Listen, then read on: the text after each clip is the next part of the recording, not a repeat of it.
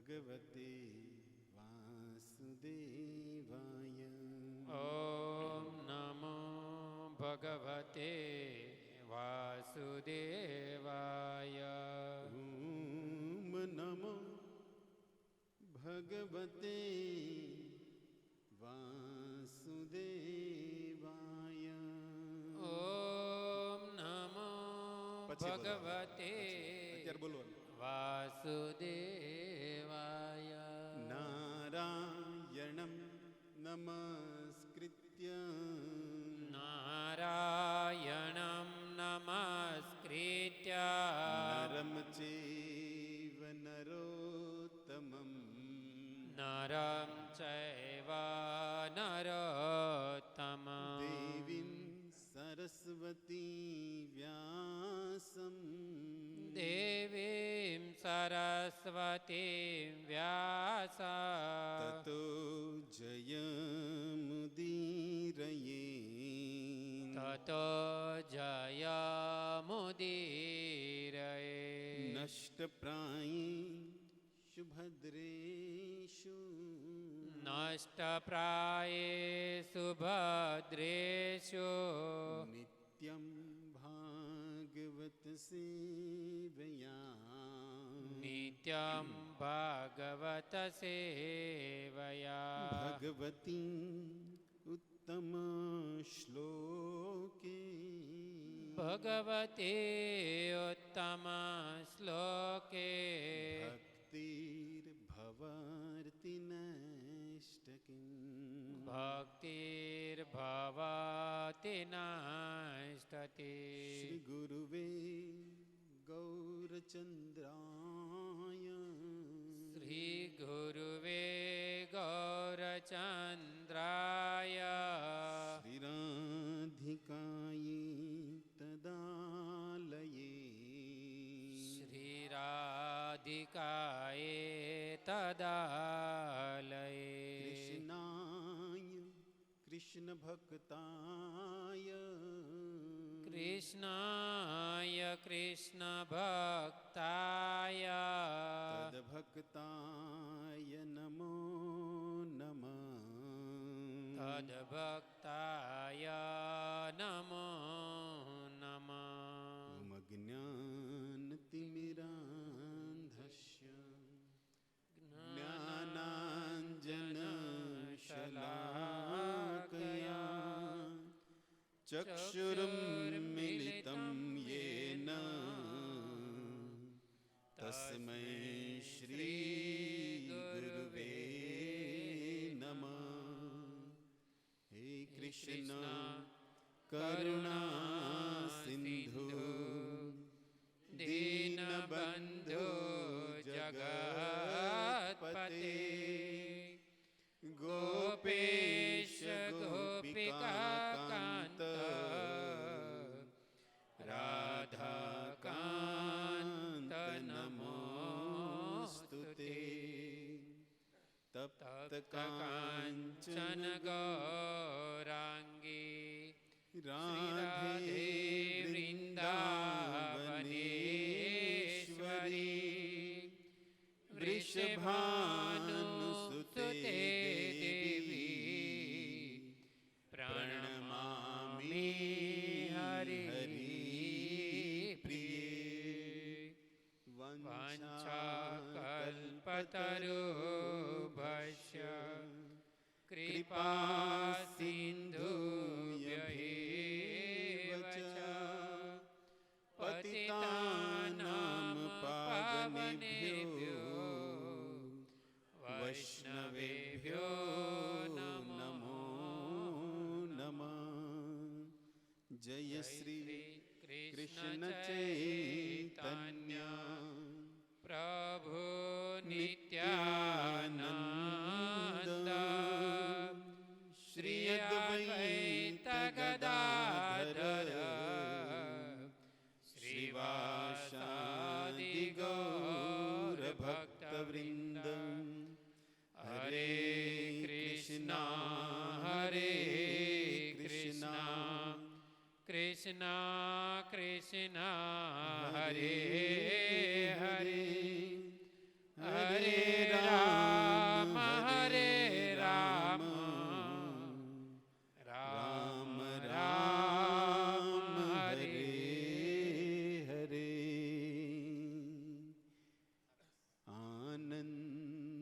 लीला मय विग्रहाय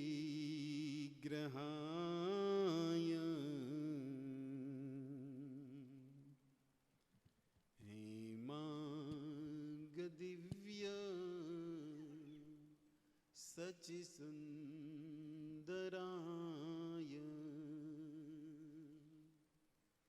तस्मै महाप्रेमरस प्रदाय चैतन्यचन्द्राय नमो नमस्ते। जय जय राधा रमण जय जय नवल किशोर जय गोपी चित चोर प्रभु जय जय माखन चोर। हरे कृष्णा हरे कृष्णा कृष्णा कृष्णा हरे हरे हरे राम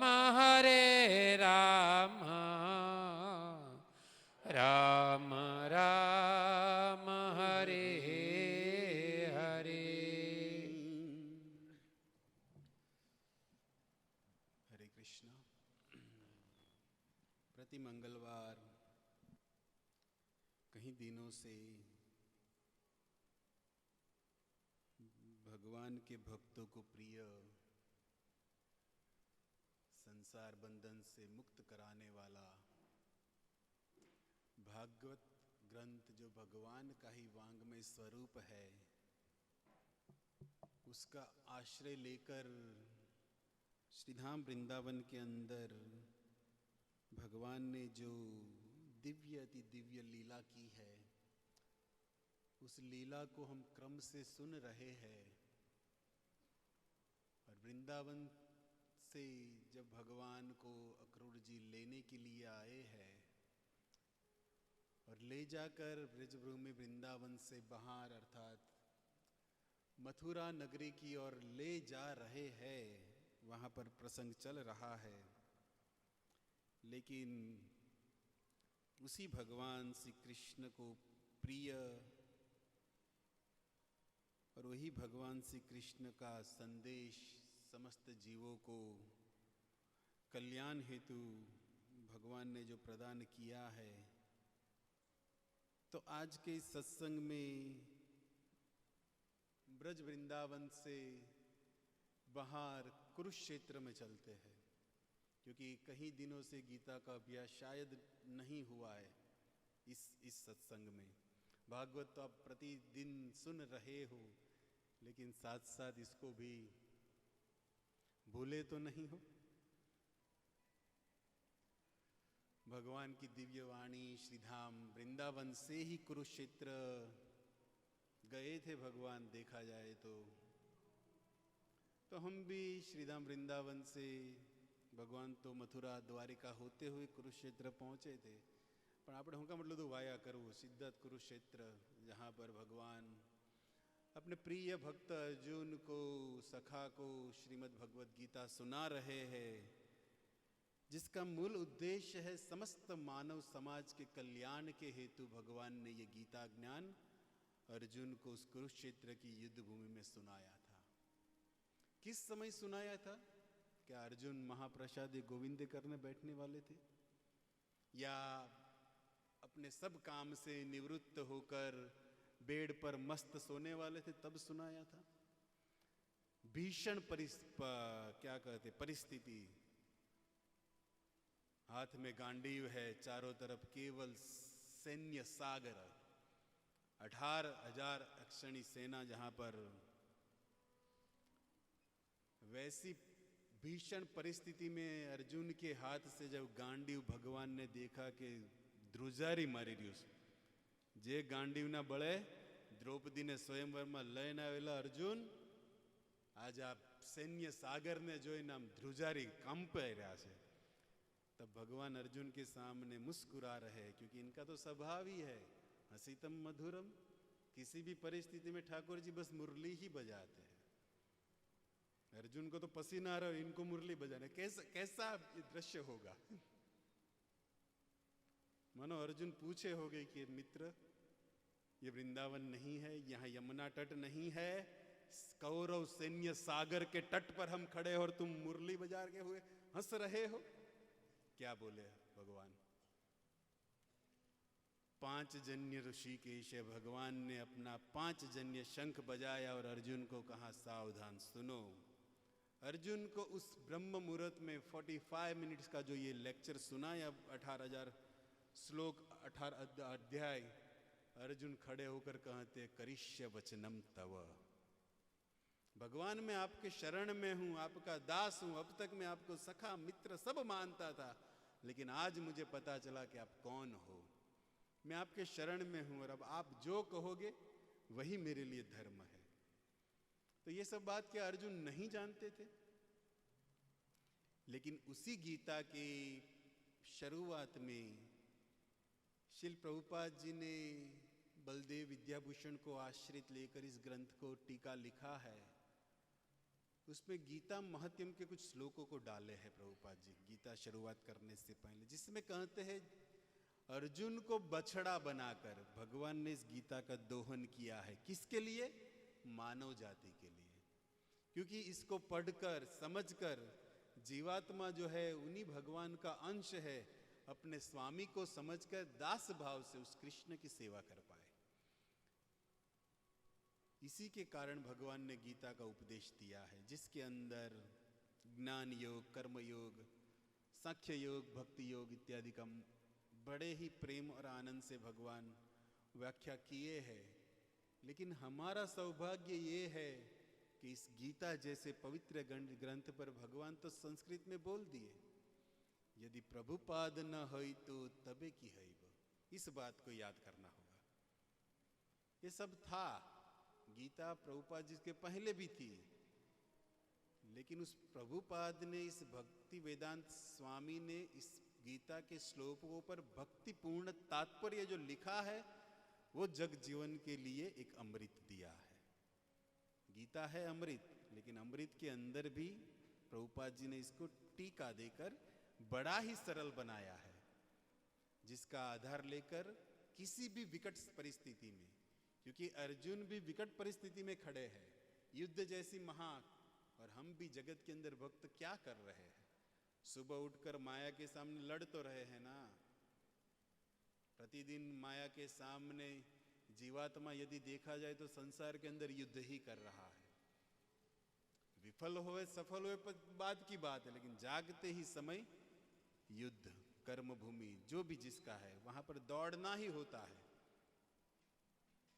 इसीलिए इस गीता जैसे ग्रंथ के अंदर हम हमारे मन को प्रवेश कराते हुए, इसका आस्वादन करते हुए, इसको समझते हुए, इसको हृदय धारण करते हुए बुद्धि से जब किसी भी परिस्थिति के अंदर आगे बढ़ेंगे तब अवश्य सफल होंगे। क्योंकि साथ में भगवान अर्जुन के थे और अर्जुन उस कौरव सैन्य सागर को इस तरह पार कर दिए। माता कुंती अपनी प्रार्थना में कहती है कि विशान महा अग्नि नमस्ये पुरुषे। आप इस कुंती महारानी की प्रार्थना के श्लोकों को सुनिए। वहां पर कुंती जी कहती है कि हे भगवान, जिस सैन्य सागर जो कौरव को था उसको पार करना असंभव एवं, क्योंकि पितामह भीष्म जहां पर खड़े हो, एक साइड पितामह भीष्म अकेले रह जाए और एक तरफ 100 के 100 कौरव व्याजन, 5 પાંડવ વ્યાજન, મામાના માસીના કાકાના કાકીના જેટલા હગાવાલા હતા ને બધા એક બાજુ, અને એક બાજુ દાદા એકલા ઉભા। કોઈની તાકાત છે એના હાથમાંથી ગાંડી પડાવીએ કે અર્જુન જેવા 10 સામે ઉભા રહી જાય તો પિતામહના હાથમાંથી ધનુષ મુકાવવાની તાકાત કોઈનામાં નથી। પ્રસંગ જાણો છો તમે બધા। तो माता कुंती याद कर रहे कि भगवान जिस सभा में, जिस तिमिंगल जैसे ये बड़े बड़े सैन्य सागर के अंदर मछली भी होती है, उससे भी बड़ी मछली, उससे भी बड़ी शार्क जैसी कई कई मछलियां होती है समुद्र के भीतर। और हमारे बच्चे उस समुद्र को इस तरह पार कर गए जैसे छोटा सा बच्चा गाय के खूर से पड़े हुए जल के अंदर जो खड्डे के जो पानी भरता है ना, उसको आसानी से पार कर लेता है छोटा सा बच्चा। उस तरह से बड़े सैन्य सागर कौरव को आपका आश्रय लेकर हमारे पांडव पुत्र प्रेम से, आनंद से और साथ साथ भक्ति से पार कर गए। और इसी गीता को लेकर श्रील प्रभुपाद जी सैन्य सागर, ये 7 समुद्र पार लेकर स्थापितम येन भूतले, इस कृष्ण भक्ति को स्थापित कर दिया इसी गीता को आधार लेकर। श्रील प्रभुपाद जी क्या लेकर चले थे वृंदावन से जब इस कृष्ण भक्ति को प्रारंभ करने के लिए निकले? यही गीता और श्रीमद् भागवत उनकी बैग के अंदर जो असली धन है उसको लेकर गए थे। आज प्रायः हम विदेश यात्रा इत्यादि में जाते, लेकिन कभी भी ये विचार किया कि बुक ये गीता हमारे बैग के अंदर छोटी सी जगह में एक शर्ट कम डालते, एक रुमाल कम डालते, चलो गीता को रख दिया जाए। कभी भी विचार आया मन के अंदर? भक्तों की बात हो रही है। બે જોડી કપડા હજી વધારે કેમ હમણાં એની આટો આપણે પ્રયાસ કરતા હોઈએ, પણ ક્યારે વિચાર કર્યો કે શ્રીમદ ભાગવતનો એકાદો ગ્રંથ કે શ્રીમદ ભગવદ્ ગીતાને અંદર લઈને જાય? ભલે ખોલવી ન ખોલવી પછીની વાતો, વાંચવાની તો જે વાત જ નથી થતી, બેગમાં ખાલી મૂકવાની વાત હાલે છે। क्योंकि साक्षात भगवान कृष्ण वाणी के रूप में गीता के अंदर है, ये विश्वास यदि हो गया ना, तब हम अवश्य किसी भी ट्रिप में इसको प्रधानता देंगे अपने जीवन के अंदर। लेकिन विश्वास नहीं है तब तक ये हमारे लिए ग्रंथ है। और इस ग्रंथ को श्रील प्रभुपाद जी ने ऐसा बनाया है कि हृदय की ग्रंथि को तोड़ देगा। ये ग्रंथ क्या काम करेगा? हृदय की ग्रंथि को तोड़ने वाला कार्य करेगा। तो ऐसे श्रीमद् भागवत के किनारे आप खेलते हो, रमते हो, आनंद लेते हो, लेकिन आओ आज श्रीमद् भगवत गीता के कुछ शब्दों का आधार लेकर हुआ इस सत्संग को हम प्रारंभ करें। श्रीमद् भगवत गीता 7वां अध्याय श्लोक क्रमांक 1। श्री भगवान उवाच मया सक्तमना पार्थ योग युञ्जन्मदाश्रया असंशयं समग्रमामं यथा गास्यसि तच्छृणु। श्री भगवान उवाच मया सक्तमना पार्थ योगं युज्यन्मदाश्रया असंशय समग्रमामं यथा ज्ञास्यसि तच्छृणु। गाइए प्रभु जी। मय्या सक्तमना पार्थ श्री भगवान उवाच मय्या सक्तमना पार्थ योगं युज्यन्मदाश्रय असंशयं समग्रं माम यथा ज्ञास्यसि तच्छृणु। माता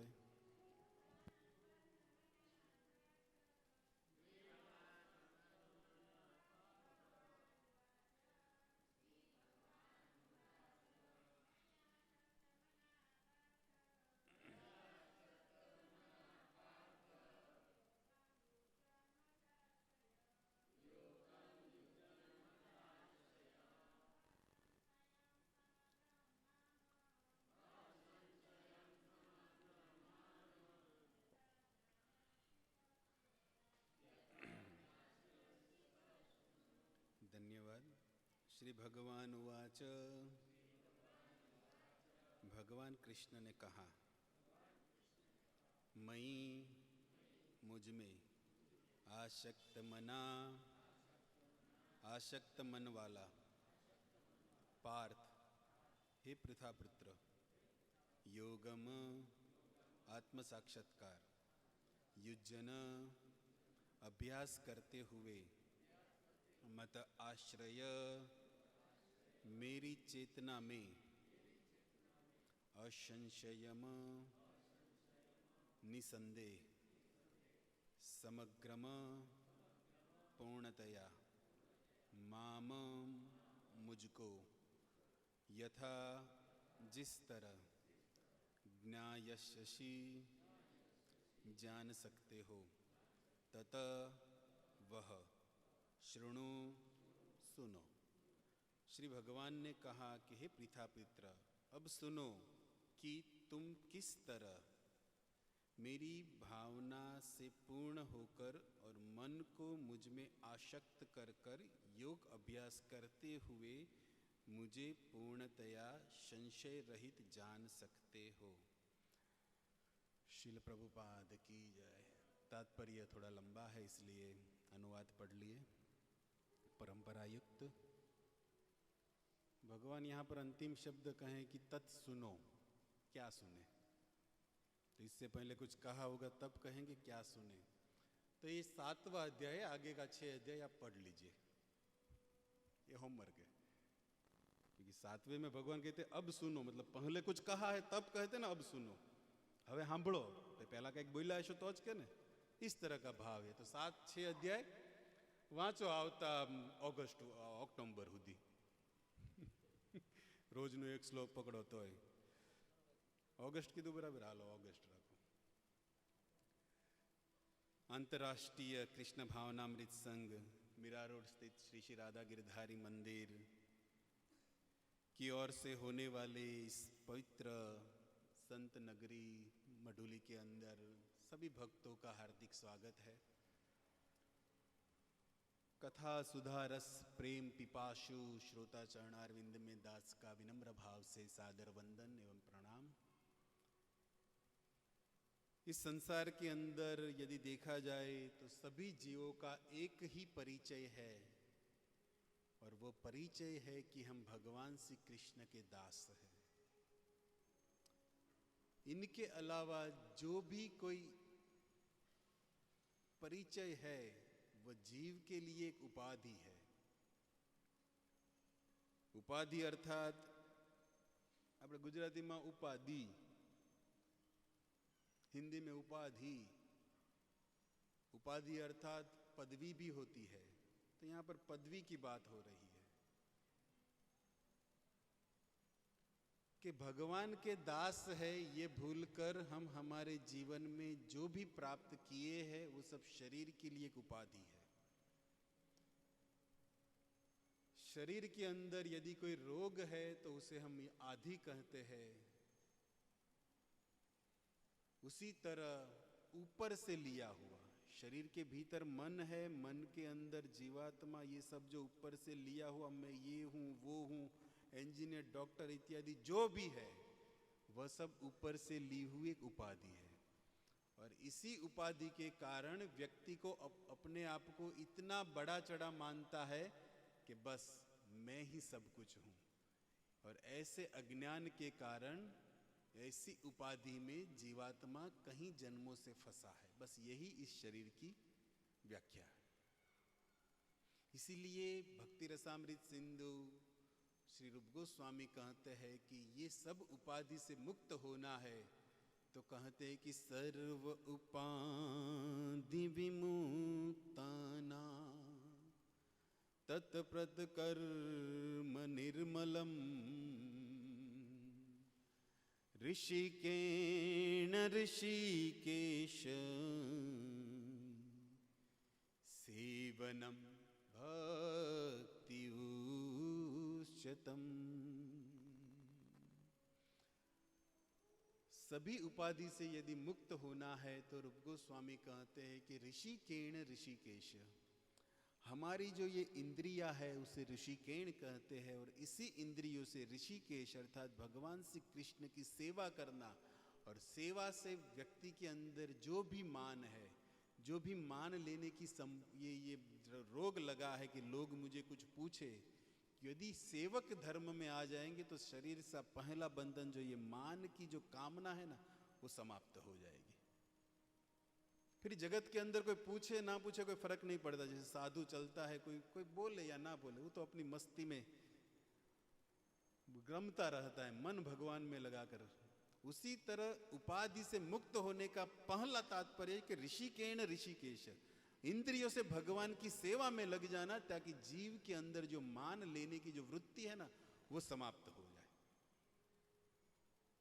हम अज्ञानवश हमारे स्वभाव को भूल गए हैं, क्योंकि हमने हमारे शरीर रूपी इस बंधन के कारण जीवात्मा को इतना एक पिंजरा दे दिया है। वैसे भी ये संसार भी एक पिंजरा है, और उसके अंदर जीवात्मा इस शरीर रूपी पिंजरे में कैद है, और उस पर भी शरीर के ऊपर भी और एक आवरण जो उपाधि का हम लगाकर घूम रहे हैं।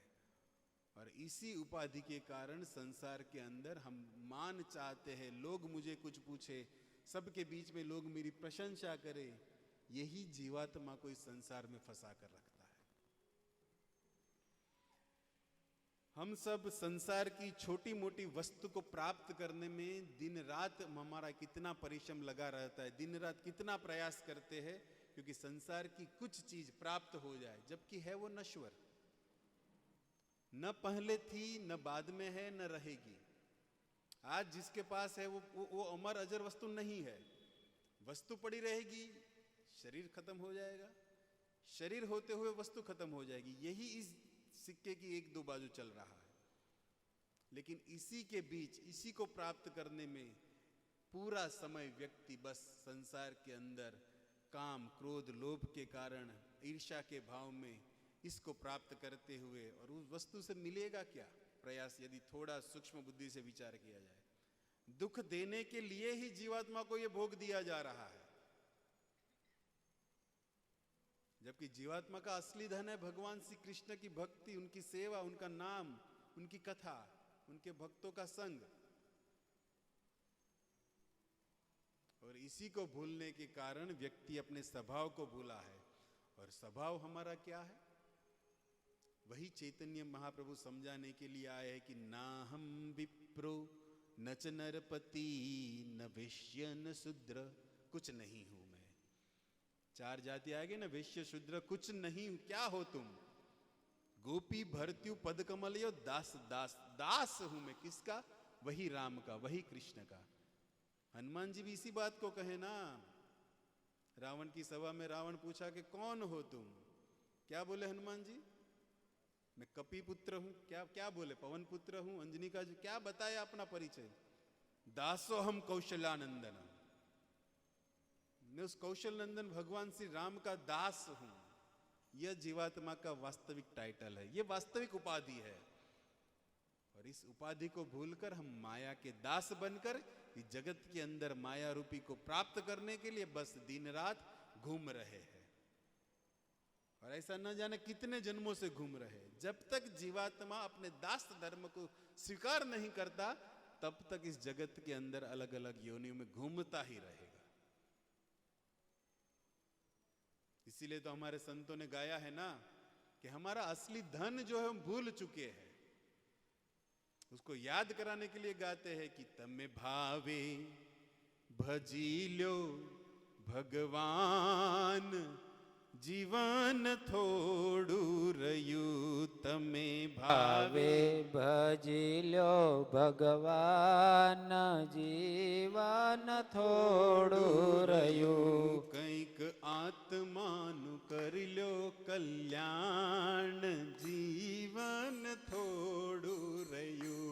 કંઈક આત્માનું કરી લો કલ્યાણ, જીવન हमारे लिए भजन गाया जा रहा है, यदि विचार किया थोड़ું जाए तो। तमे आत्मानु करी लो कल्याण, जीवन थोड़ू रयू।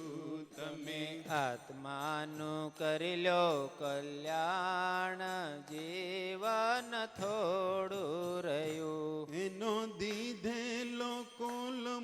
મોહમાં ઘેલા થયા એના દીધેલા કોલમાં મોહમાં ગેલા થયા. જૂઠી માયાના મોહમાં ઘેલા થયા. જૂઠી માયાના મોહમાં ગેલા થયા. ચેતો ચેતો શું ભૂલ્યા છો ભાન જીવન થોડું રહ્યું. ચેતો हमें ચેતો पता है हमारे શું पास कितना जीवन ભૂલ્યા है. છો બાન જીવન થોડું રહ્યું.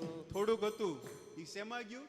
બાળપણને જુવાનીમાં અડધું ગયું. બાળપણને જોવાનીમાં અડધું ગયું. એ નથી ભક્તિના માર્ગમાં ડગલું ભર્યું. નથી ભક્તિના માર્ગમાં ડગલો ભર્યો. એ હવે બાકી છે એમાં દ્યો ધ્યાન જીવન થોડું રહ્યું. હવે બાકી છે તેમાં દ્યો ધ્યાન જીવન થોડું રહ્યું. એ પછી ગડપણમાં ગોવિંદ ભજાશે નહીં. પછી ગઢપણમાં ગોવિંદ ભજાશે નહીં. એ લોભ વૈભવને ધનને ત્યજાશે નહીં. લોભ વૈભવને ધનને તજાશે એ નહીં. બનો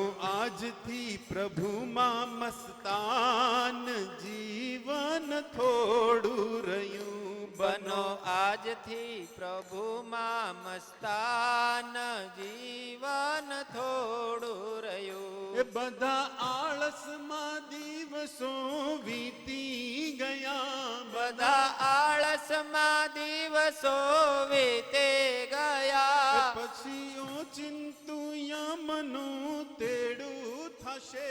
પછી ઓચિંતુ યમનું તેડું થશે. એ નહીં ચાલે તમારું તોફાન જીવન થોડું રહ્યું. નહીં ચાલે તમારું તોફાન જીવન થોડું રહ્યું.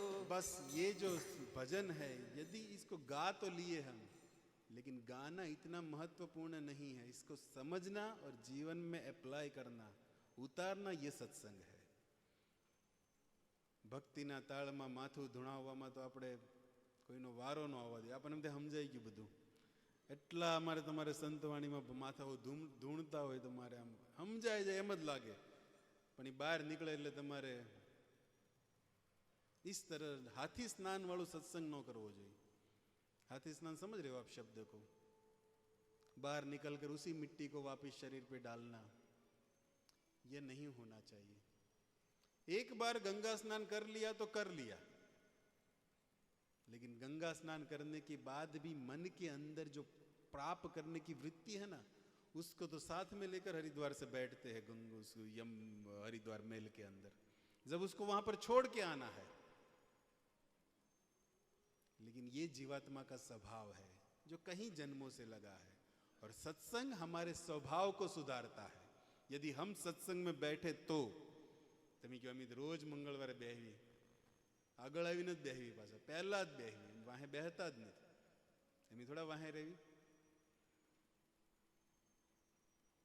બાળપણને જુવાનીમાં અડધું ગયું તોય નો સમજાણું આગળ બેઠા તો પૂછશે. ઓચિંતું યમનું તેડું થાય ત્યારે પૂછાશે આ બધા સવાલો હરિ કા નામ લેકે. યમરા તો હરિનું નામ લે ને, એ થોડું કઈ पूछेंगे यमराज जी. किसी भी शब्द को भले 10 मिनट सुने, 5 मिनट सुने या 1 घंटा, उसकी महत्ता ने आप कितना सुन रहे हो, कितना समझ रहे हो, उस पर उसकी महत्ता बढ़ जाती है. और सत्संग समझने के लिए है, और समझकर जीवन के अंदर अप्लाई. कहीं भी रहो, जिस देश में, जिस वेश में, जिस हाल में रहूं, राधा रमन राधा रमन राधा रमन कहूं. तो जेવો આપણે કંઈક બીજે ગયા તમારી ગંગા ગયે ગંગારામ, યમુના ગયે યમુનારામ, કાંઈ જ્યાં હોય ને આમ એમ ન હોય. चरित्र हमारा जो है वही होना चाहिए.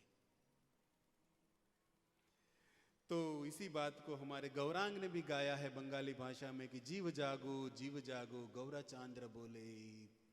कितने दिन तक इस माया रूपी पिशासी की गोद के अंदर सोए रहोगे? अब तो जागो, ये मनुष्य शरीर मिला है तब तो जागो, क्योंकि जीव इससे पहले 84 लाख योनि करे रे भ्रमण, तब ये मनुष्य शरीर भगवत कृपा, गुरु कृपा, संतों की कृपा से मिला है, तब तो जागो। अनेक जन्मों से उस पिशाची रूपी माया की गोद में सोते ही आए हो, अभी तो उसको छोड़ो। जैसे यहां है कि दिदेला कोल ने उसी बात को वहां पर हमारे भक्ति ठाकुर ने भी लिखा है। हमने भी एक कॉल दिया था मां के शरीर के गर्भ के अंदर थे कि भगवान जल्दी यहां से निकालो, और बाहर निकालकर तुम्हारे नाम के सिवा तुम्हारे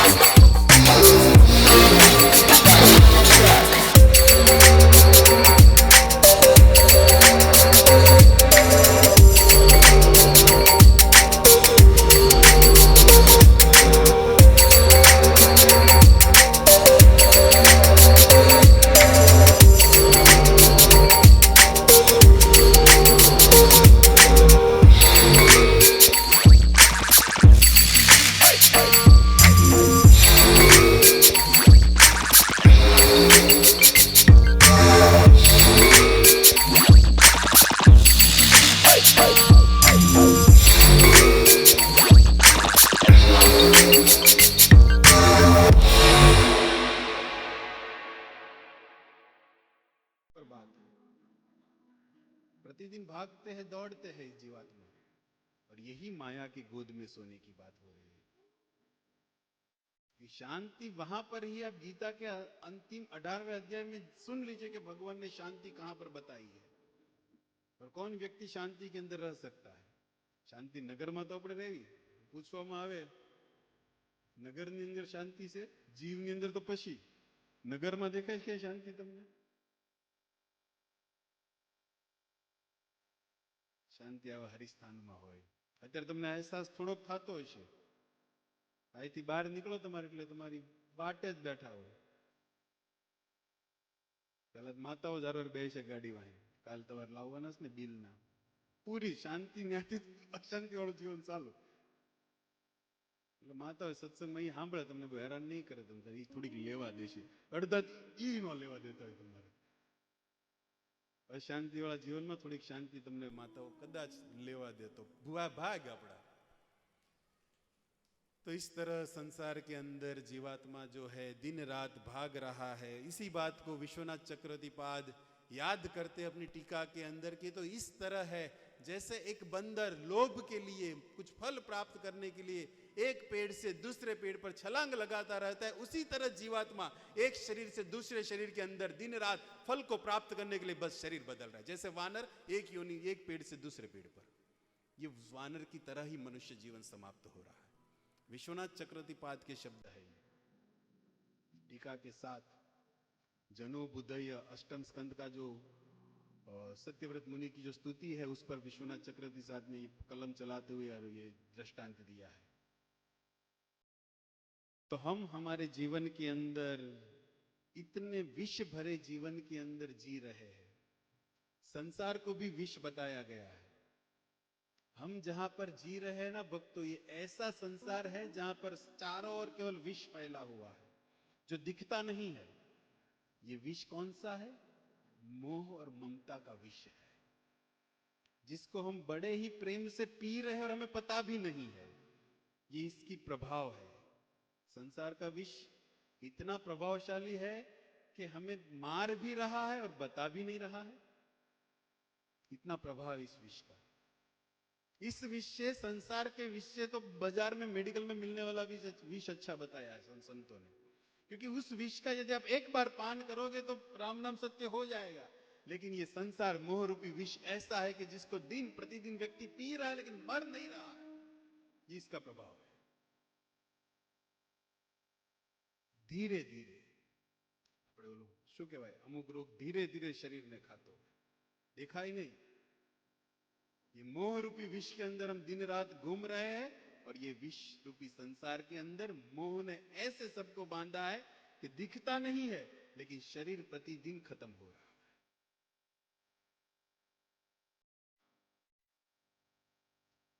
है। ऐसे विष रूपी संसार से बाहर निकलने की विधि है कि जीवन के अंदर से जीवात्मा को सभी प्रकार की इच्छा से पहले मुक्त होना पड़ेगा। क्योंकि इच्छा ही जीव को मोह उत्पन्न करवाती है। यदि जीव के अंदर कोई कामना ही न हो तो संसार भोगने की बात ही कहां है। कामना के चलते, इच्छा के चलते, संबंध के कारण तो जीवात्मा के अंदर ये मोह की रस्सी बंधी है।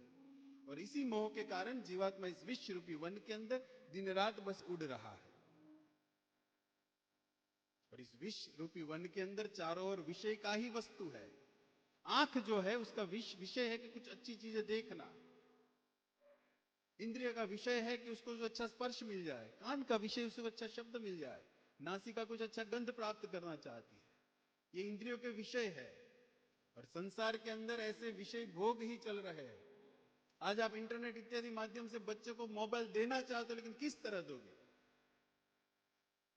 क्योंकि उसके अंदर काम के ज्यादा किसी भी बात को आप देख रहे हो, मानो सत्संग भी सुन रहे हो यूट्यूब पर, लेकिन उसके अंदर एडवर्टाइज भी आज क्या बताए। देखना नहीं चाहते हुए भी क्या करेंगे। और आज का जो ये आधुनिक युग इंटरनेट में बड़ा चढ़ा मानते हुए उसी को कॉलेज इत्यादि में चल रहा है। कहां कहां से बचाएंगे इस शरीर को? ये विषयों का वन है।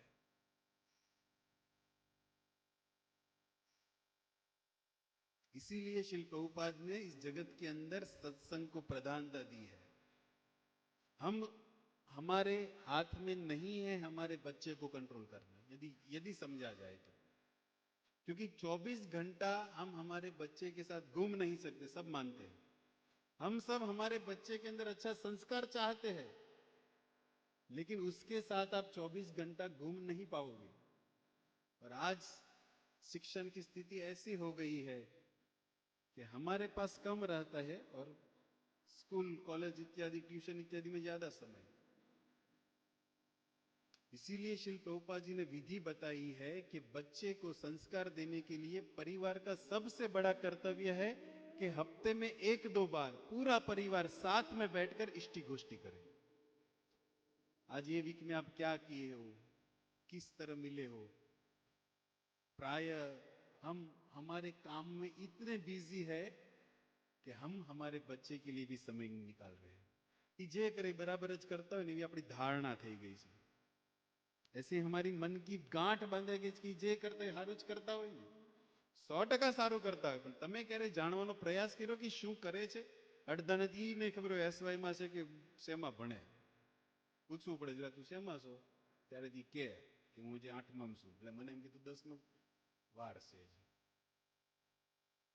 क्यों ऐसा क्यों है?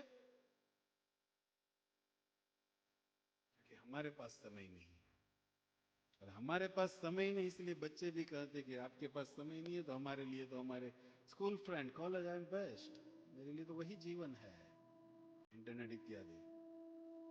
मोबाइल हमने उनको सुविधा के लिए दिया है, लेकिन मोबाइल का दुरुपयोग भी आज समाज हो रहा है.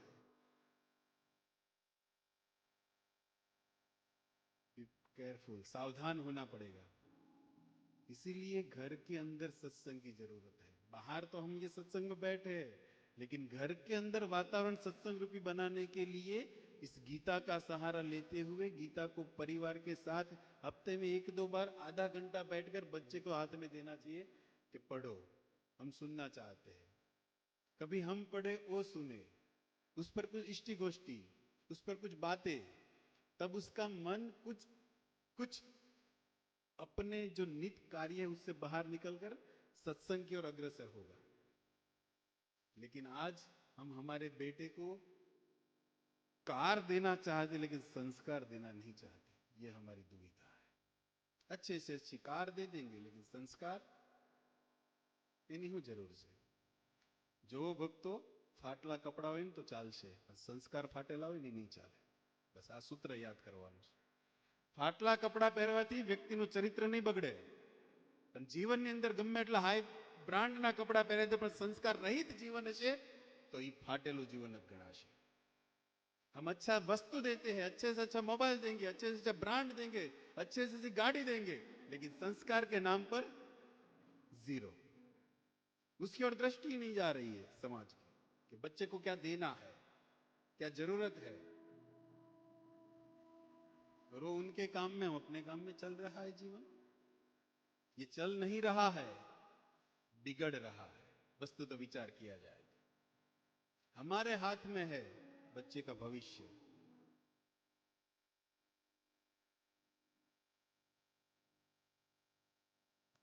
इसीलिए जागना होगा. जीव जागो जीव जागो. गोराचंद इसी बात को बोलते हैं कि संसार के अंदर हम हमारे ऐसे भक्ति में वातावरण को उत्पन्न करें ताकि लोग हमसे कुछ अच्छी बातें सीख कर जाए. कोई कहेवा જોઈએ કે આ વ્યક્તિ સત્સંગમાંથી આવ્યા છે, એવો પ્રભાવ હોવો જોઈએ કૃષ્ણ નામનો, હરિ સેવાનો, હરિ પ્રસાદનો. જીવનની અંદર ચરિત્ર સુધરવું જોઈએ. એ સત્સંગની મહિમા છે. आप प्रतिदिन आईने के सामने अपने आप को सजाते हो. सत्संग हमारे जीवन को सजाने का आईना है. जहां पर हमारे जीवात्मा, हमारे अंदर क्या दोष है उसको शुद्ध करने का यह आईना है. संसार के अंदर कोई दुकान वाला नहीं बोलेगा कि आपके हृदय के अंदर ये दोष है, लेकिन भगवत गीता, भागवत बोलेगा कि हम में क्या दोष है, हम कहां पर क्या अपने अटवाना चाहिए. भागवत वो आईना है जो हमारे चरित्र को दिखाता भी है और चरित्र को सुधारता भी है. और इसको लेकर जब हम जगह हृदय के अंदर भक्ति को लेकर चलेंगे, तब यहां पर जो भगवान कहते कि मैं मन जो है मुझ में आसक्त होगा. महाभारत के अंदर देखो, हम बात ये कर रहे हैं कि संसार को भोगने की जो कामना है वही संसार के अंदर मनुष्य को घुमाती रहती, लेकिन उस संसार की कामना को नष्ट करने की विधि भी रूप गोस्वामी भक्ति रसामृत में दी है कि अन्याभिलाषित शून्यम ज्ञान कर्म धनावितम अनुकूले न कृष्णानुशीलनम भक्ति उच्चत. अपनी सभी इच्छा को कृष्ण की ओर डाइवर्ट कर दिया जाए, तब जीव जो है सभी इच्छा से मुक्त हो जाए. अच्छे खाने की भी आपको यदि मन हो रहा है तो सुंदर से सुंदर वस्तु बनाओ और ठाकुर जी को अर्पण कर प्रसाद के रूप में आनंद लो, भक्ति में हो जाएगा. इस तरह कई बातें हैं इच्छा को नष्ट करने की. लेकिन देखो, श्रीमद् भागवत के अंदर महाभारत का प्रसंग है कि कलयुग का जो प्रभाव है, उस कलयुग के प्रभाव के कारण युधिष्ठिर ने एक बार भीमसेन को अपने द्वार पर खड़ा रखा और भीमसेन बार द्वार पर खड़े हैं, युधिष्ठिर महाराज भीतर है। उसी समय एक दौड़ता हुआ हाँफता हुआ व्यक्ति भीम को आकर कहता है कि मुझे युधिष्ठिर महाराज से मिलना है, जाने दो जाने दो।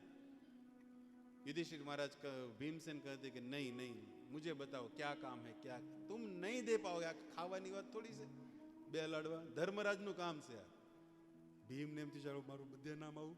પ્રભુપાદે તે ભીમની વ્યાખ્યા તમે શ્રીમદ ભાગવતની ભગવદ્ ગીતાની અંદર પહેલા અધ્યાયમાં જ્યારે લખો વ્યાખ્યા બધાનું આપ્યું કે આણે આ શંખ વગાડ્યો, આણે આ શંખ વગાડ્યો, ને ભીમને થોડુંક ખોટું લાગ્યું છે। પ્રભુપાદ લખ્યું ખાઉદ્રા ભીમે આ શંખ વગાડ્યો। પ્રભુપાદે એવું લખ્યું, વાંચેલું પ્રથમ અધ્યાયમાં જ છે। તો ભીમને અહીંયા એવું થયું કાળો આપણું કઈ આમ જ તે ધર્મરાજનું કામ હું નહીં આપી શકું, જવાબ તું પૂછ તો ખરા કે, पर रहवा दो, नहीं नहीं तू बोल। तब कहते कि देखो तुम युधिष्ठिर के पास तो जाने नहीं दोगे, અને તમારી સામે હું હાલું હવે, તમારું કેવડું પહાડ જેવું શરીર એટલે મારે કેવું જ રહ્યું। बात यह है भीमसेन कि खेत के अंदर फसल के लिए जो पाला बनाते हैं, बात यह है कि उस वो ई पाला જ પાણી પી રહ્યા છે, તમારે ખેતરની અંદર પાણી જ નથી જાતું। એવું કેમ થતું હશે? फसल को देने के लिए जो पानी के जो पाल बनाएंगे वही सब पानी पी रहा है, फसल तो ऐसे ही सूखी जा रही है। ત્યાં ઈ ઉભો ત્યાં બીજો દોડતો આવ્યો, ગાજતો આવ્યો, બીજો પહેલાનો ભીમજી વિચાર કરે કે આનો સવાલને હું સમજું પછી જવાબ દે, ત્યાં તો બીજો આવીને કે મારે યુધિષ્ઠિરને બધા એની આટો કેમ આવે છે આજ, તારે શું છે બોલ। મારે ઈ કામ છે કે એક વ્યક્તિને મેં જોયો કે 100 હાથમાં લીધી છે અને 100 ના કાણામાંથી હાથીને નાખે છે અને પૂંછડું હલવાઈ જાય છે। લે 100 ના નાકામાંથી હાથી બહાર આવ્યો છે અને પૂંછડું નથી જાતું એટલે તો આવ્યો ધર્મરાજ પાસે। તેમ જાવ નહીં, ધર્મરાજ પાસે નહીં જ તે, તો તમે જ દો જવાબ। ઉભો રે, આનો પહેલા વાળો જે ઉભો તું બીજા નંબરે છો, ત્યાં તો ત્રીજો આવીને ઉભો રહી ગયો। હજી તો બે ને ભીમ હાસવે, ત્યાં ત્રીજા તમારે ત્રીજાને કે તારે શું છે, મારે ભીમ ઈ જ યુધિષ્ઠિરને મળ્યું। યુધિષ્ઠિર વાત કેમ બધા આજ કોઈને યુધિષ્ઠિરને મળવા નથી, એક બોર્ડ ભીમે માર્યું। પહેલા તમે બોર્ડ વાંચી લેજો, યુધિષ્ઠિરને કોઈ મળવા નથી, બોલો તારે હું, મારે ઈ કામ છે કે એક વ્યક્તિ આટલું પાણી પી રહ્યો છે કે એની કોઈ લિમિટ નથી। કહેવામાં આવે તો એક આખું સરોવર પી ગયો પાણીનું અને તોય હજી પાણી માંગે છે, એની તરસ જ બંધ નથી થતી। અને હવે જો એને પાણીનું એક બુંદે આપશું તો એ વ્યક્તિ મરી જાય એમ છે, અને તોય પાણી પાણી પાણી પાણી જ કરે છે। એવું કેમ હશે? આ બધા ભીમ માટે ત્રીજો પ્રશ્ન આવ્યો, પહેલો બીજો ને ત્રીજો। ભીમ તો બિચારા માથું ખંજોળે ગદા હાથમાં લેવાની તૈયારી કરતા ત્યાં ચોથો આવીને ઉભો રહ્યો। ચતુરકુમારની જેમ ચોથા પધાર્યા, તમારે શું વાંધો છે? બોર્ડ વાંચી યુધિષ્ઠિર પાસે જવાની એટલે બોલવાનો જ મોકો ન મળ્યો। બોર્ડ વાંચી લીધું હતું, હાથમાં ગદા પાડી હતી। ભીમ ભીમ આ ત્રણ ઉભા છે, ચોથો હું ઈ કહેવા માંગુ છું કે એક ઘડાની અંદરથી 4 ઘડા ભર્યા પાણીના, પાણીનો એક ઘડો આખો ભર્યો, તેમાંથી 4 ઘડા ભર્યા, એટલો પહેલો જે ઘડો પાણીનો ભર્યો ખાલી થઈ ગયો અને 4માં એક હરખું પાણી નાખી દીધું। પણ પાછા ઈ જ 4 ઘડામાંથી પહેલા ઘડામાં જે પાણી હતું નાખ્યું, પાછું એ ઘડો અધૂરો કેમ રહ્યો? બોલો આખો ભર્યો, તેમાં 4 ભાગ કર્યા પણ 4માં જ પાછું પહેલામાં નાખ્યું હતું, ઘડો અધૂરો રહ્યો, ન થયો પૂરો। આવું કેમ થયું? પાણી તો એક ટીપું હેઠે પડ્યું નથી, જોયું હતું। ભીમને શું થતું હશે? તમને કંઈક થાય? આવું બધું કેમ થતું હશે? હે ત્યાં 5મો આવીને ઉભો રહ્યો, પંચમ કુમારે આવીને ઉભા રહ્યા, બોલો હું તમારે? એ 4 ને જોઈને કે આ 4 ને કઈ વાંધો નથી લાગતો, પણ હું તો એવું દ્રશ્ય જોઈને આવ્યો છું કે એક દોરી ઝીણકીએમથી લઈને એક વ્યક્તિ મોટા મોટા પહાડો કાપી રહ્યો છે। લે આ લે, ભીમ કે હવે શું કરવું આ બધાનું? નથી જવાબ નથી, તો જાવા દે યુધિષ્ઠિર ભાઈ પર, તો ભીમ હટ્યા પછી હવે જાવ, આપણું કામ નહીં, એમ અમુક કામ હાથમાં ન લેવા, દઈ દેવાય આગળ। આ તો હું જ તે શ્વાન જેમ ગાડાનો ભાર ખેંચ, એવી આપણી દશા છે ભક્તો જીવનની અંદર। કૂતરાને એમ થાય કે હું ખેંચું છું, બિચારા તૂટતા હોય બળદ, એમ સંસારનો ભાર આપણને એમ કે આપણે લઈને બેઠા છે, પણ એ દ્વારકાધીશ હાંકી રહ્યા છે। નકર તમીન હું હાંકતા હતા, આપણો શ્વાસ એકવાર અંદર જાય ને ઈ બહાર ની કાઢી એકવી એમ, જો દ્વારકાધીશ હૃદયની અંદર બેઠા બેઠા મોટર ન હાંકે ને તો, પણ આપણને એમ થાય નહીં હું જ તે ઈ રામદેવ બાબા બની, રામદેવ બાબાનું પીડ્યું રહે નન્યન નો નીકળે, જો દ્વારકાધીશ નો ચાહે ને તો। જીવ શાને ફરે છો ગુમાનમાં, તારે રહેવું। ગયા ભીમ ને બધા અંદર, ભીમ કે મારે આવું છે, બધા સવાલો અતરંગા છે, આપણે ઉત્તર લઈ જ લેવી। કાલ કદાચ સમાજની અંદર આપણે વ્યાસપીઠે બેવાની બોલી દેખવા જોઈએ, કઈ સાંભળવાનું થોડું કે એકલું બોલો બોલો. હું પહેલાનો સવાલ છે કે ખેતરની અંદર પાળા પાણી પાયરા ઈઝી છે. આ જગતની અંદર કલયુગના પ્રભાવના કારણે રક્ષક જ ભક્ષક બનીને બેહી જાય. જેને તમે રક્ષક બનાવ્યા છે ઈ જ તે તમારે સંસારની અંદર બધી વસ્તુ પોતાની કરીને પ્રજા લગી પોકશે જ નહીં. રક્ષક જ તે પાળા જ પાણી પી જાય, વારો જ નહીં જવા દે સફળ પાસે, પ્રજા પાસે વસ્તુ પોકશે જ નહીં. સંસારમાં દેખાય છે. ધન્ય છે સીતારામ સેવા સંસ્થા કે પ્રજા સુધી નિત્ય પોતાની વસ્તુ પહોંચાડે છે એઝ ઇટ ઇઝ ના રૂપમાં. ઓછા છે આવા કાર્યકર્તાઓ. બીજાને કે તને શું વાંધો તો મારે ઈ તો કે ઓલું નાકામાં હાથી જાય ને પૂછડું હલવાઈ જાય, એનું કઈક શું કરવાનું. इस संसार के अंदर ये बात ये है, दृश्य ये बता रहा है कि मोटा मोटा पापीઓ છે ને એ તમારે ખુલ્લે આમ ફરતા છે ને બિચારો નાનો આમ તો બ્રેડનું પાવ ટુકડું સોરવાવાળો જેલમાં પીડ્યો છે. બેંકો ખાલી કરવાવાળા તમારે વિદેશમાં હશે અને નાનું આમ તો બ્રેડનું ટુકડું ચોરવાવાળો ના એક છોકરો જેલની હવા ખાતો હશે. હાથી વ્યા જાય, પૂંછડું હલવાઈ જાય. આ દ્રશ્ય છે જગતનું, સંસારની. ત્રીજાને કે તારે શું વાંધો તો મારે એ તો કે ઓલો બધું પાણી પી ગયો તો હજી પાણી માગે છે. એને સંસારની અંદર એટલું ધન મળ્યું છે તો હજી ધન હાટું જીવી રહ્યો છે. એ પાણી ઓર ચાહીએ દોડતા રહેગા. અને હવે ધન આપશુંથી મરી જાય ને, કારણ કે બુદ્ધિ ભ્રષ્ટ થઈ જાય અને સમાજની અંદર ન કરવાના કાર્ય કરતો રહે. પાપ જ જગતની અંદર ધન કરાવે છે. બાકી તમે આ ચાર રસ્તા પર બેઠેલા જેની પાસે કાંઈ નથી, હું પ્રાપ્ત કરવાનું, હું ભોગવૃત્તિ કરવાનું. એ કોઈ હોટલમાં જાય, એ કોઈ બીજી જગ્યાએ જાય, કારણ કે ખીચામાં જ કાંઈ નથી, ક્યાં જાય? ને આ તો મર્સિડીઝ જ જાય ને ભાઈ, જેની પાસે હોય એ તો મારવાનું કારણ છે કે હજી વધારે આપશું તો વ્યક્તિ મરી જાય એમ છે. उसी तरह उनको यदि और धन दिया जाएगा तो बुद्धि सत्व न होने के कारण, सत्संग का अभाव होने के कारण कलयुग के अंदर जीवात्मा अपना शरीर खत्म कर देगा. ये सार है. तारे एक घड़ा में 4 घड़ा तुम्हारे हूं बाकी रही હતું કે ये घड़ो पूरो न થતો. यही है इस संसार के अंदर કે એક માતા પિતા મળીને 4 છોકરાનું પાલન કરી શકશે, પણ એ ચારે મળીને જ્યારે ટાઈમ આવશે ત્યારે માતા પિતાનું પાલન નહીં થાય. એક મળીને 4 નું કરતા હોય પણ 4 ને જ્યારે વારો ત્યારે ઘડો અધૂરો જ રહે, પૂરો થાય જ નહીં. અને વૃદ્ધાશ્રમની અંદર સમાજને ખોલવા પડે.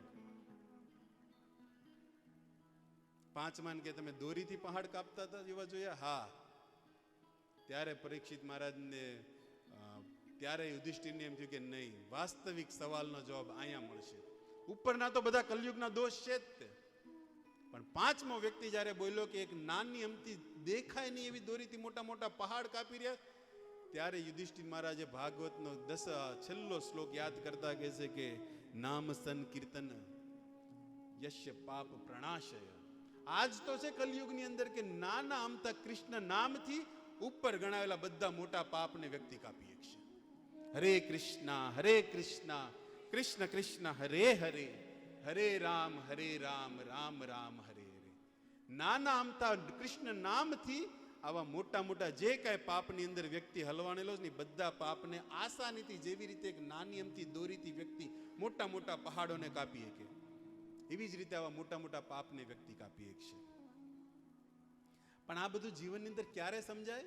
જ્યારે જીવનની અંદર કોઈ સંતનું આગમન થાય, કોઈ સંત હારે આપણું મિલન થાય. કોઈ સંત જ્યારે જીવનમાં આવે ત્યારે આપણે સત્સંગના સહારેથી આ બધી વસ્તુને સમજી શકીએ. અને જીવનમાં સંત આવે એનું સૌથી ફર્સ્ટ ઉદાહરણ આપણે જોઈએ તો વાલ્મીકી રામાયણની અંદર લઈ લો કે ગોસ્વામીના શબ્દો લઈ લો. વિભીષણને જ્યારે હનુમાનજી મેળાઈ લંકાની અંદર વિભીષણ શું બોલે છે? આપણે ભક્તો મોહરૂપી લંકા નગરીમાં જ રહી રહ્યા છે. વિભીષણ શું કહે છે કે અબ મોહે ભરોસો હનુમંતા, બિન હરિ કૃપા મિલહુ નહીં સંતા. અત્યાર લગી હું રાવણની લંકાની અંદર કેદ હતો ને આ હું ઈ રીતે રહેતો હતો જેવી રીતે દાંતની વચ્ચે જીભ રહે, ક્યારે બટકું ભરાઈ જાય ખબર ન રહે. उसी तरह पिशासी नगरी के अंदर मैं इस तरह रह रहा हूं और आज हे हनुमान जी आपका दर्शन हो रहा है, मतलब अब मुझे पक्का है कि भगवान राम मिलेंगे. बिन हरि कृपा मिलहु नहीं संता. और जिस जिसको भगवान के संत मिले हैं, भगवान के भक्त मिले हैं, उनका इतिहास खोल के आप देख लो. वाल्मीकि क्यों वाल्मीकि बने? क्योंकि नारद जी की कृपा हो गई. हरिदास ठाकुर का उदाहरण ले लो, वेश्या क्यों उनका संग किया? कृष्ण नाम का ऐसा मंत्र दिया कि जो वेश्या थी उसके द्वार पर बड़े बड़े ऋषि दर्शन करने के लिए आने लगे। इतना प्रभाव हो गया हरिनाम से। संतों के आगमन से, संतों के संग से व्यक्ति अपना जीवन परिवर्तन कर कृष्ण भक्ति की ओर अग्रसर होकर अपने जीवन को भक्ति में बना सकता है। और ये कब पता चलता है? तब कहते हैं कि जब संत मिलन होता है ना, तब हमारी वाणी जो है ना वो हरिगुण गाती है। वाणी का स्वभाव है बोलना, बोले बिना रह नहीं पाएगी। लेकिन जब किसी संत से यदि समागम हो गया, संत के आश्रित हो गए, तब ये वाणी के अंदर से कृष्ण नाम निकलेगा, कृष्ण कथा निकलेगा, लोगों के लिए अच्छा निकलेगा। और इसी बात को हमारे चित्रकेतु ने भी मांगा है, अहम हरे तो पादेक मूलम दासानुदास भवितास्मि भूयम मन स्मरेता श्रीपतु गुणास्ते गुणित वाक कर्म करो तुकाय। ये गुण जो आपके, हे भगवान, आपके गुण ही ये वाणी से निकले, बस यही मेरा जीवन हो। और क्या होगा जीवन के अंदर परिवर्तन? जब संत मिलन होगा, तब कहते संत यदि जीवन में आएंगे तब तुम्हारे जीवन से क्रोध चला जाएगा। वाचो वेगम मनस क्रोध वेगम, जिह्वा वेगम मुद्रपस्त वेगम, एतान वेगांत विषहित धीर, सर्वमपि हाथ पृथ्वी से शिष्यात। ऐसे गुरु जब जीवन में धारण होगे, जीवन के अंदर से क्रोध चला जाएगा। और क्रोध मनुष्य का सबसे बड़ा दुश्मन है। संबंध सेना लीधे बगड़े? नानी नानी वातमां क्रोध આપણા હાથની વસ્તુ નથી। ભગવાને ગીતાની અંદર નરકના 3 દ્વાર બતાવ્યા, માં ક્રોધનું નામ છે। નરકની અંદર જવા માટે ખુલ્લો રસ્તો જે વ્યક્તિ ક્રોધમાં રહેતા હોય એની માટે, કામેશ ક્રોધેશ। और क्या होगा जब संत सामने आएंगे? तब कहते हैं कि जो अंतिम भाव कहते हैं कि संत जब तुम्हारे जीवन में आएंगे तब मुंह से कृष्ण नाम तो निकलेगा, जीवन के अंदर से सब विराग हो जाएगा। और सबसे बड़ी उसकी ये बात होगी कि उनकी आंखों से निरंतर कृष्ण विरह में आंसू गिरते रहेंगे। जो बात को हमारे चैतन्य ने लिखा है कि नयनम गलश्रुधारया वदनम गद गद रुदिया गिरा, पुलके वपुम वपु कदा तव नाम ग्रहणे भविष्यति। ये उत्तम भक्ति है। वाणी जहां पर रुक जाए, आंखों से जहां अश्रु प्रवाहित हो जाए, ये उत्तम भक्ति की बात है। हम तो न जाने कितने जन्मों से नाम जप रहे, लेकिन आज तक दिखावे का भी कभी मन से भी न वाणी रुकी है, न आंखों से अश्रु गिरा है। और इसी नाम को लेकर मीरा तो पागल बन गई थी, मारवाड़ की, हरिनाम में मस्त हो चुकी थी। वही नाम तो गौरांग के पास था, जपित जपित नाम हई ल पागल।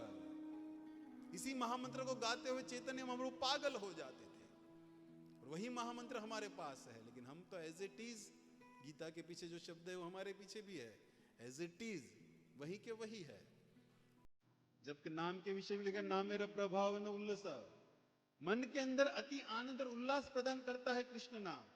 और इस कृष्ण नाम को हम न जाने कितने समय से गा रहे, जप रहे, लेकिन मन के अंदर थोड़ा भी उल्लास की बात अनुभव हो रही तो अच्छी बात है, लेकिन नहीं हो रही तो कुछ ना कुछ कमी हम में है, नाम में तो हो ही नहीं सकती। संतों का आगमन ही हमारे जीवन को सही राह दिखा सकता है। और ऐसे सत्संग में आकर संतों के मुख से जब हम कृष्ण कथा नाम रूपी का हम चर्चा हृदय धारण करेंगे, तब हृदय के अंदर रहने वाला जो कल्मश है, वो कल्मश दूर हो जाएगा। और हृदय का जो वास्तविक स्वभाव है, जो पहले शब्द आपके सामने रखे कि हम हमारे स्वभाव को भूले हैं, और ये स्वभाव स्थापित करने की विधि है किसी संतों के संग में आना। जैसे सूर्य के सामने आने पर उजाला अपने आप मिल जाता है, उसी तरह संतों के सामने आने पर हमारा स्वभाव अपने आप जागृत होगा। अपन आ नो शोभे तरत के से हजी कई संत बोले नहीं, यानी हारे हुए तो खबर पड़े कि अपन नो शोभे। ये उनका चरित्र है, उनका भक्ति का प्रभाव है। इसी प्रभुपाद ने इस भक्ति के प्रभाव के कारण ऐसे संत जो इस विदेश में जाकर कृष्ण भक्ति को लगाए, वहां के जो हिप्पीस लोग हैं, जो चार पाप में ही नष्ट रहने वाले, भारत में गुरु बनकर घूम रहे हैं। ये एक संत का प्रभाव है। संत का जीवन में आना मतलब जीवन कृष्णमय बनना। और ऐसे संतों के मुख से कृष्ण कथा यदि सुनने को मिल जाए, तब हृदय जो है हमारा अपने आप पवित्र बन जाता है। और इसी श्लोक के तात्पर्य में श्रील प्रभुपाद ने उसी भागवत के कुछ श्लोकों को लिखा है, जिसमें कहते हैं कि मया सक्त मन पार्थ, हे पार्थ, भगवान कह रहे थे अब उस बात को सुनो, तत्श्रुणु। कौन सी बात? मया सक्त मना पार्थ, मुझ में आसक्त। अब देखो पहला शब्द आपके सामने, मया सक्त मना पार्थ। भगवान कह रहे कि उज्जैन, आप अर्जुन उस तरह मेरा में आसक्त हो। किस तरह आसक्त हो? तब भगवान कहते आसक्त होने के लिए पहले मम आश्रित, मेरा आश्रय लेना पड़ेगा, और मेरा आश्रय लेने बिना तुम मुझ में आसक्त हो नहीं सकते। भगवान कहते कि तुम मेरा आश्रय, तो आश्रय लेने की विधि क्या है वो प्रभुपाद तात्पर्य में डाले है। शृण्वता स्वकथा कृष्ण पुण्य श्रवण कीर्तन हृदयस्थो अभद्राणि विधुनोति सूयत। इस बात को पर 4-5 लोग डाले हैं, लेकिन सभी की व्याख्या सिर्फ आपको स्मरण करा दूं। इस तात्पर्य में प्रभुपाद आश्रित होने की विधि बता रहे हैं कि कृष्ण कथा से हम भगवान की ओर आश्रित हो सकते हैं। जब तक कृष्ण कथा को सुनेंगे नहीं, तब तक भगवान के स्वभाव को नहीं जानेंगे। और किसी के स्वभाव को जाने बिना उससे प्रेम होगा नहीं। आश्रित होने की 2 विधि है, उनके स्वभाव को जानना और साथ साथ उनसे प्रेम करना। जब तक उनसे प्रेम नहीं होगा, तब उनके स्वभाव को नहीं जानेंगे, उसके स्वभाव को नहीं जानेंगे, तब तक प्रेम नहीं होगा। ये सिक्के के 1-2 बाजू चलता है। पर भगवान का स्वभाव है, भगवान कहते ममे वांश जीव लोग, जीव मेरा अंश है। वो भी सनातन है, मैं भी सनातन हूं, लेकिन मुझसे दूर हुआ है। भले आ संसार में थोड़ो मोटो आंटो मारे, 1-2 योनि भले हजी પડતો, પણ છેલ્લે આવવું જ પડશે અહીંયા જ તે, છૂટક્યો જ નથી। लेकिन कितने कृपालु है भगवान। विचार करे कि 1-2 योनि मथ्यानो मेळ नहीं थयो, हजी आ लांबी योनिनु चक्कर काटवा માંગે છે, ત્યારે આવા સંતોનું આગમન કરાવે ભૂતળ ઉપર કે એના સંગમાં આવીને વ્યક્તિ હાચા દરવાજે પોગે। આપણે એડ્રેસ ભૂલી ગયા હોય ત્યારે ટપાલીનું કામ આવે, લેટર પોગાડે રાઈટ જગ્યાએ। એવી રીતે આ બધા ભગવાનના આપણે ભાષામાં ટપાલી સમજવી, એ સંતો ઈ કાર્ય કરે છે। ભૂલેલા લોકોને રસ્તો બતાવે છે। નગરી સાધુ તો એની સમાધિમાં લીન છે, એના નામમાં લીન છે, એની મસ્તીમાં લીન છે। એને શું જરૂર છે સંસારના વ્યક્તિઓ અંદર આવીને વાત કરવાની? પણ એ આપણે આપણો રસ્તો ભૂલી ગયા, એટલે એનો રસ્તો ભૂલીને આપણા રસ્તે આવે છે। આપણને એમ તો એક સ્ટેપ હેઠે ઉતર્યા, હેઠે નથી ઉતર્યા, આપણે હેઠે જઈ ઉપર લઈ જવા હેઠે ઉતર્યા છે। શબ્દને સમજવા પડશે। કોઈ સાધુને આપણે ઘણીવાર જોતા હોય કે ઈ આમ ઈ એમ નથી, એને નથી શોભતું, બધી વાત સાચી, પણ આપણે એમાં પડ્યા છે એટલે એને ગટરમાં ઉતરવું પડે છે, તમારો હાથ કાઢવા। પણ આપણી બુદ્ધિ તો ગટરની કીડારી, એટલે આપણને સાધુમાં આવું આવતું છે। આપણે આપણી બુદ્ધિથી બધું માપીએ। उसी तरह संसार के अंदर भगवान को आश्रित होके बिना उनमें आसक्त नहीं हुआ जा सकता। और भगवान यहाँ इस श्लोक में कहते हैं अर्जुन मुझ में आसक्त हो, और उस आसक्त होने की विधि है उस कृष्ण की कथा को सुनना। जो हृदय के अंदर कितने भी अभद्र है उसको विनाश कर कर कृष्ण की ओर चित्त को निर्मल बना देगी। और ऐसे भगवान को मन जब आसक्त हो जाएगा, तब जो भगवान गीता में इसके आगे मांग की है कि मन मना भव मद भक्तो। मुझ में आसक्त हुआ मन मतलब 24 घंटा मेरा ही स्मरण। मन तभी भगवान में आसक्त माना जाएगा जब केवलम केवलम कृष्ण मन स्मरण इत्यादि ये जब जब होगा। उसकी विधि कही कही है, पत्र पुष्पम फलम तोयम, भगवान भक्ति में लगने की। लेकिन भगवान के आश्रित होना मतलब, अब अमरीश जी को याद कर ले, सवे मन कृष्ण पदार विंदयो। अपनी सभी इंद्रियों से यदि मन भगवान में रखना चाहते हैं तो हमारे पास जितनी भी इंद्रिय है उस सभी इंद्रियों से भगवान की सेवा में लग जाना। जो अम्बरीश महाराज ने किए हैं भगवान राम के वंश भागवत नवम स्कंद, आप इसकी कथा पढ़ सकते हो। क्योंकि देखो, हम हमारे हाथ से भगवान की सेवा करते हैं, उसका फल मिलता है, लेकिन इतना नहीं मिलता। आंखों से कृष्ण को देख रहे, उसका फल मिल गया, इतना नहीं मिलता। उसी तरह सभी इंद्रियों से कृष्ण की सेवा इत्यादि में लगे हो, लेकिन जब तक उस सभी इंद्रियों के साथ मन का प्रवेश नहीं होगा, तब तक सेवा तो है, लेकिन पूर्ण सेवा नहीं है। क्योंकि संसार के अंदर व्यक्ति की स्थिति वहां पर ही मानी गई जहां पर उनका मन है। तमी हजी बाजार में आटा बैठा बैठा मारते हो, तमी सत्संग में नहीं बैठा, जी मार्केट में छो, भले शरीर थी आया रिया। उसी तरह कृष्ण के नाम में है, कृष्ण के काम में है, भले अगरबत्ती केम न घुमाते, पण मन जो संसारनी वासनाમાં ચાલતું હશે તો ખાલી અગરબત્તી જ ફરે છે, બસ વાત ઈ કહેવામાં। ભગવાન એ મનની ડિમાન્ડ કરે છે, मन आसक्त है, मुझ में आसक्त हुए बिना और मन से द्वारा तुम मुझे प्राप्त कर सकते हो। किसी भी विधि भगवान के लिए पूर्ण है, लेकिन उस सभी विधि में सबसे बड़ा यदि काम करेगा तो मन, और इस मन को कृष्ण को दे देना, वही भगवान की गीता में डिमांड है। मन मना भव मद भक्तो, सबसे पहला व्यक्ति भगवान, सबसे पहला भगवान ने व्यक्ति से मांगा है, वो मन मांगा है। आंखें मुझे दे दो नहीं बोला, कान मुझे दे दो नहीं बोला, मन ही मुझे देगा, क्योंकि मन एवं मनुष्य नाम शत्रु। कई कई बातें हैं मन के लिए, मन ही मनुष्य का शत्रु भी है और प्रिय भी है। ये मन ही, कृष्ण कहते हैं कि मन ही व्यक्ति को संसार से निकालता भी है और संसार में फंसाता भी है। मन के लिए तो कई बात है। इसीलिए भगवान चाहते हैं कि अर्जुन तुम मुझ में आसक्त हो, और आसक्त की विधि है कि मेरे आश्रित बनो और मुझे आश्रित करते हुए अपने मन को मेरे में सुनो। इस बात को सुना रहे, और इसके आगे कहते हैं कि तत्शृणु, मुझ में मन आसक्त हो जाए, उसके बाद तुम्हें क्या करना है इसके आगे के अध्याय में भगवान सुनाएंगे। इस तरफ भक्ति योग का तात्पर्य यहां से चालू होता है। इसके आगे जो बोले ज्ञान योग, इसी बातें हो गई।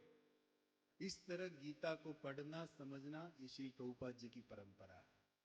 तो धन्यवाद, समय भी हो रहा है और हमारे पास भी इतना ज्ञान भी नहीं है, मन भी नहीं है, माया में पड़े हुए दास है, और दास से भगवत शब्द निकलना असंभव है। वो तो जो भी हो, जो स्मरण हुआ, कहने की बात यह है कि गीता का सहारा लेकर हम भागवत को समझ सकते हैं। हम भागवत पढ़ रहे हैं, सुन रहे हैं, लेकिन भागवत मन के अंदर धारण करने के लिए गीता का सहारा लेना पड़ेगा। उसी गीता को याद करते हुए आज हमने श्रीधाम वृंदावन की लीला को, वो भी लीला का तो आनंद उसमें भी है, अक्रूर जी का जो बड़ा सा स्तुति है, लेकिन उसको मैं इसीलिए नहीं लिया क्योंकि बीच बीच में गीता 1 साल से यहाँ पर नहीं खोली गई है, इसलिए गीता का आशय लिया।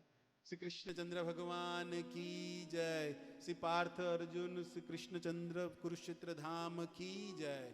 निताय गौर प्रेमानंदे हरि हरि बोल। कुछ त्रुटि हो गई हो, किसी का मन कुछ खिन हुआ हो, तो दास समझकर प्रार्थना करते हुए क्षमा भाव मांगते। हरे कृष्ण। हरे कृष्णा कृष्णा कृष्णा हरे हरे, हरे राम राम राम हरे हरे। खूब खूब धन्यवाद। श्रीमान નીલકંઠ પ્રભુએ આપણને ભગવદ્ ગીતાનો શ્લોકમાં ભગવાનને જાણવા માટેની શરૂઆત કરાવી। તો ભગવાન ભગવદ્ ગીતાના આ જ અધ્યાયમાં 19મા શ્લોકમાં કહે છે, બહુનામ જન્મનામ અંતે જ્ઞાનવાન મામ પ્રપદ્યંતે વાસુદેવ સર્વમિતિ સ મહાત્મા સુદુર્લભ। પ્રભુજીએ આપણને આનો તે શોર્ટકટ અપાઈ દીધો।